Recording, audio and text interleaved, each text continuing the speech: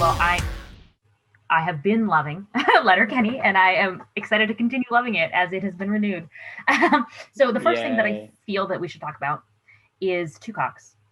Shakur. Of course. Why would we talk about anything else? Why would we talk about anything else? It is definitely a hit group or DJ unit. So can you guys talk about where this, like, how did this come from? You know, or you know, I'm sure it came from the mind of Jacob, etc. But how did you guys? I think Kiso probably, right? Kiso probably had the original in the inception of the idea, and then he approached us with it, and I thought he was joking, of course. And then, a full 8 episodes where we get to 7 episodes where we get to talk about Two Cock and say Two Cock a bunch of times. Sometimes we make jokes off camera or, you know, when we're hanging out off set and stuff, we'll make jokes and we'll run these jokes into the ground. You know, we'll add to it. And then all of a sudden we don't even know what we're laughing about anymore. And then, you know, a few months later, we find it in the episodes. I guess we were talking about the condition where a guy has 2 cocks, right? At some point, we were talking about this at some point years ago. I do remember this because there's like a whole Reddit AMA where a guy has 2 of them. One's smaller than the other one, and one works in one way and one works in the other way. I do remember this. Now that you're saying that, there was a conversation at the cottage one time, I think. So they held on to it for you. We're going to have to confirm with Kiso about this. But then actually during the filming of that season, I remember walking by a sex store in Sudbury and looking in the window and seeing a 2-penised dildo and going, oh my God, I have to go in there to take a photo of that for Jared. And so that's, you know, the joke continues, and who knows, we might get to see those in the next season. I feel like this has already answered my next question, but I was going to say, you know, it's season after season where you guys are in the same place with the same people, talking about mostly the same things, and yet it always feels super fresh, super interesting, super new. You guys do that. How do the writers do that? Stealing your jokes. I think it's the same way. I think it's the same way you get together with your friends and it still feels fresh and new, right, Ty? I would agree. And again, we are able to, at this point in the show, we could bring ideas to Jared, or we can bring suggestions to Jared. And Jared's got other friends who are writing and co-writers who are writing for the show, so they help bring fresh ideas. And it's always nice to get different perspectives, you know, especially with Jared and Jacob now writing 60 or 50 or something.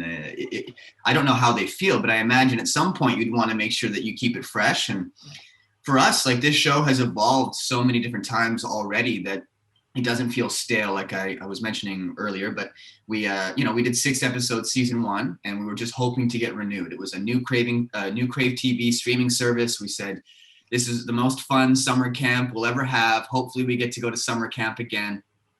And then we did, and then we got an extension. And then when Hulu picked it up, it took on a whole new life, which has been so exciting.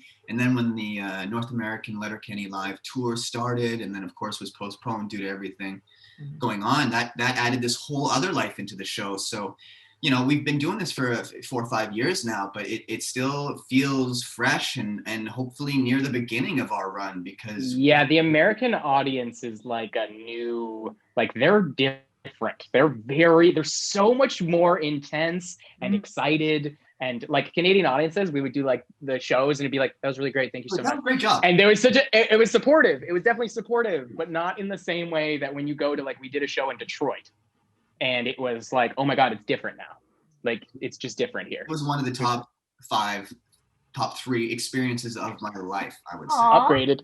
Yes. I just don't know. Because, like, we got some, like, good ones in the top 5, but, like, it was so, the energy in that in the theater, like, as soon as we stepped on stage, they're all yelling and laughing and screaming and like, yelling sturt and yelling, and you're like, whoa, what is saying the joke before we even get the joke out of our mouth. But then we do get the joke out of our mouth and they still roar with laughter, you know? It's like, all that to say, it does not feel stale to us at all. It feels very fresh.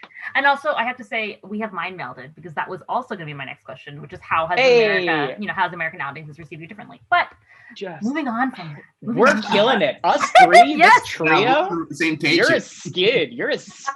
This is good. Speaking of the skids, you know, the evolution of the relationship between the Skids and the Hicks has really changed so much. You start off so antagonistic, and now it's like we're best buds. So can you talk a little bit about that growth and where y'all see it going next? Well, the first couple of seasons, the Skids were definitely the outsiders. We were locked in the basement, and that's why we were probably dancing outside of the church for the first few episodes there. And then eventually, the show was shining some light on the Skids, and that maybe they're nice people. They're just a little lost and just a little lonerish. And then a few seasons ago, the Hicks had to come to Toronto. I don't know if that was 2 seasons ago. Time is weird these days. But had to come to Toronto, the big city, and save us. And I think that was a point where they kind of accepted us a little bit more. And now we're able to sit at the table and have some beers with them, or whatever our cocktail of choice is that episode. They can't get rid of us now. This is it. They let us in. We're like vampires. You let us in. They've invited and us that's in. it. Mm-hmm. Yeah. We had to get the invite. Game over. We couldn't just go. Exactly. Yeah, exactly. Well, that's wonderful. I really enjoy all those cast interactions. And speaking of those cast interactions, in the next 2 seasons that we are wonderfully going to have, is there anyone that you'd like to interact more with, or anything that you'd like to see your character doing more? Wow. I would like Tanis to maybe come into the basement, or maybe the Skids can go visit her and have more interaction with Tanis, because she's always a character that has terrified the Skids and like weirdly aroused the Skids. It's like this weird... I know, I was gonna say, like, is it because you missed the whole gay's gone now and Stuart needs a new love interest, and you think Tanis is gonna fill that? Tanis would eat you alive. No, Tanis would not date a guy I would pay crushed into a powder. He would rail you. I hope we get to interact with Tanis a little bit more. Yeah. As far as what we're doing, I have no idea what the future will be. I don't know either. I mean, honestly, he's going to send us scripts like 2 weeks out, and it's going to be wild, whatever it is. Well, I cannot wait to see whatever it is. So thank you guys so much.